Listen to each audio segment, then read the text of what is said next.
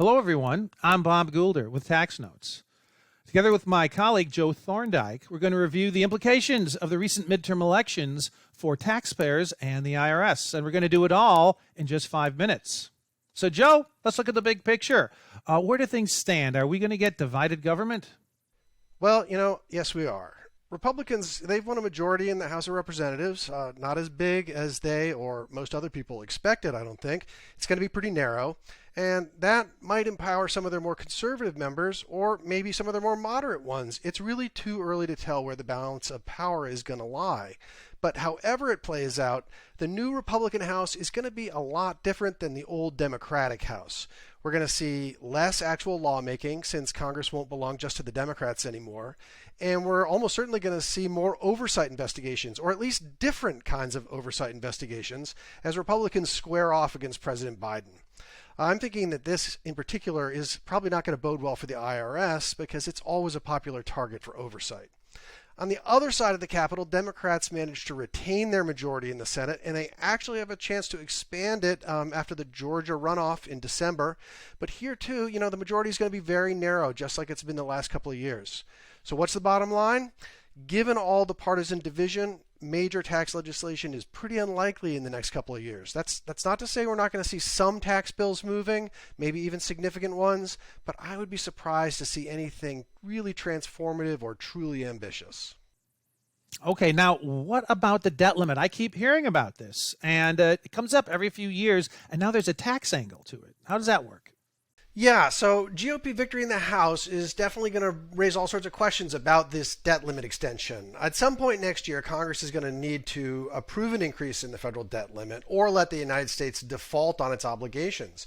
And Republicans are already talking about using that vote on the debt limit as leverage to advance their own priorities and forcing President Biden to accept those priorities. So this is an old tactic, right? It's not one that's always worked that well for the GOP. They've taken a lot of blame when things have gone badly. But on Capitol Hill, leverage is rare and valuable, and GOP leaders seem determined to make the most of it. So what does that actually mean, making the most of it? Well, for tax people, this is probably the important one. One thing that they've floated is the possibility of demanding a do-over for that big funding boost that the IRS got in the Inflation Reduction Act. For instance, Representative Jason Smith, who's a Missouri Republican who's trying to win the chairmanship of Ways and Means if the GOP controls the House, he says that he wants to use the debt limit vote to, quote, repeal the 87,000 new IRS agents that Democrats are hiring to target American families. But it gets worse. This bill doubles the size of the IRS. It doubles the size of the IRS. So it can target and audit more middle-class families and snoop into their bank accounts. So, that's not an accurate characterization of that funding boost particularly, but it makes Smith's intentions pretty clear. Now, Democrats could neutralize the threat of a debt limit showdown by just raising the debt limit during the next couple of months during the lame duck session, but it's not clear that they're really going to have the votes to do that. Well, speaking of divided government, I do know some political scientists who swear that it's a good idea because it lays fertile ground for the two sides to come together and compromise and form a grand bargain, which could have benefits if you're thinking about some big tax bill. What are the likelihood of a grand bargain? We all wish that it would, right? But I wouldn't hold your breath. When was the last time we actually had a grand bargain of any sort?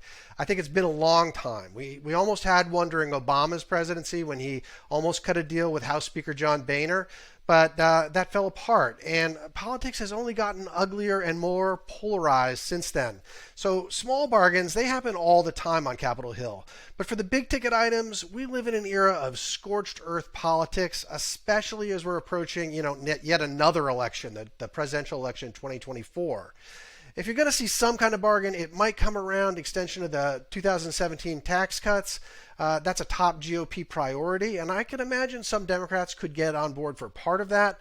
But on the flip side, attacking those tax cuts has been one of the most successful Democratic talking points in recent years, and they might want to keep that issue alive as they head into the next election.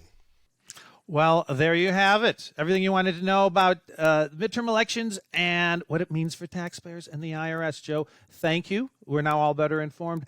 And thank you for watching. Want more like this? Subscribe for more tax videos. Special thanks to our executive producers, Jasper Smith and Paige Jones, showrunner and video editor, Jordan Parrish, and assistant video editor, Chris Trigo.